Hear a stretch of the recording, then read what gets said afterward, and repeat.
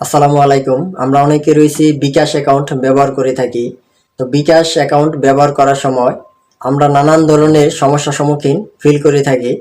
তো এই সমস্যার সমাধান করার জন্য আমাদের বিকাশ কেয়ার কাস্টমার সার্ভিস প্রতিনিধির সাথে আমরা অনেক সময় কথা বলে থাকি।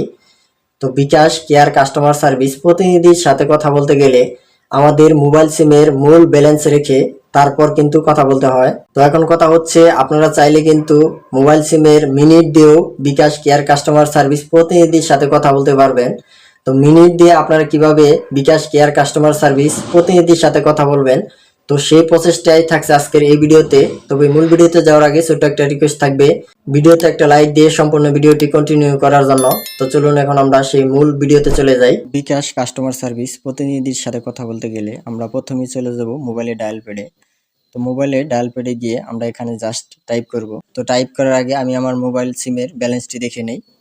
তো আমি যেই সিম দিয়ে কল দিব, তো আমার মোবাইল সিমে কিন্তু 3 টাকা 89 পয়সা কিন্তু আমার অ্যাকাউন্টে রয়েছে। তো এখন আমি যেহেতু মিনিট দিয়ে কল দিব, তো আমার অ্যাকাউন্টে মিনিট রয়েছে, আপনাদেরকে একটু দেখাচ্ছি। তো আমার এই সিমে 112 মিনিট রয়েছে। তো এখন আমি এই মিনিট দিয়ে কথা বলবো। তো কথা বলার জন্য আমরা আবারও চলে যাব ডায়াল প্যাডে। তো ডায়াল প্যাডে গিয়ে আমরা এখানে টাইপ করব।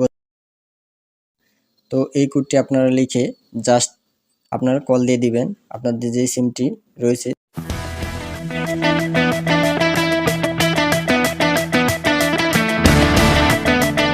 কেয়ার কাস্টমার সার্ভিস প্রতিনিধির সাথে আমার কথা বলা শেষ। তো আমি আমার মূল ব্যালেন্সটা এখন দেখে নিই যে আমার অ্যাকাউন্ট থেকে টাকা কেটেছে কিনা। তো এটি আমরা এখানে চেক দিই। দেখেন এখানে 3 টাকা 89 পয়সা কিন্তু আমার যে ব্যালেন্সটা ছিল, তো সেই ব্যালেন্সটা কিন্তু এখানে আছে।